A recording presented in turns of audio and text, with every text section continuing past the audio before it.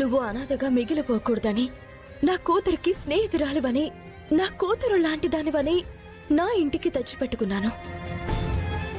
నీకు ఎటువంటి కష్టం బాధ కలగకుండా చూసుకుంటాను అని నీకు మాటిచ్చాను. నేను ఆ మాటని నిలబెట్టుకోవాలి అంటే నువ్వు నా ఇంటి విషయాల్లో తలదూర్చకమ్మా. నా గురించి నువ్వు మాటలు పడ్డం నాకిష్టం లేదు. అర్చన చేసింది మంచి పనే కదా అవని. కానీ ఆ మంచి పనికి గుర్తింపేది అవమానాలు, చెంపదెబ్బ తప్ప.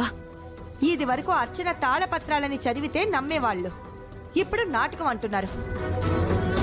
వారికి అనుకూలంగా ఉంటే అది నిజం, వాళ్ళకి ప్రతికూలంగా ఉంటే అది అబద్ధం. ఏం మనుషులో ఏంటో. ఇక నుంచి నువ్వు పెద్ద పెద్ద విషయాల్లో తలదూర్చుకమ్మా. ఇలా అంటున్నానని మీరేమీ అనుకోకండి. సంబంధం లేనట్టు దూరంగా ఉండడం నా వలన కాదని మీకు ఇది వరకే చెప్పాను. ఎందుకంటే మీలో నేను అమ్మను చూసుకుంటున్నాను, మీరు నాలో కూతుర్ని చూసుకుంటున్నట్టు. అమ్మకు కష్టం వస్తే, కన్నీరు వస్తే కూతురు మౌనంగా ఉండగలుగుతుందా చెప్పండి? నన్ను చెంపదెబ్బ కొట్టిన మనిషి పరాయి కాదు, నానమ్మ వంటిది. నేనేం బాధపడ్డం లేదు. ఆ ఇంటి కోడలిగా మీరు పోరాడుతున్నారు, మీ కూతురిగా నేను పోరాడుతున్నాను. గెలిచే వరకు పోరాడదాం, వద్దనకండి.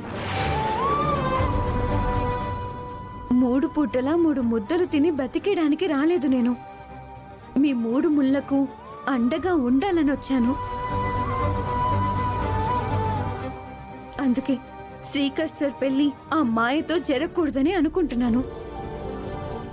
మాయని ఓ కోటీశ్వరరాళ్ళ మీ కంపెనీకి ఒక బాస్ గా ఇన్ని రోజులు చూశానవని. మరిప్పుడు అర్చన చెప్పిన మాటల్ని బట్టి చూస్తుంటే ఏం అర్థం కావడం లేదు. మాయ గురించి నేను ఆధారాలతో సహా బయట పెట్టేంత వరకు నా ప్రయత్నం నేను చేస్తూనే ఉంటాను.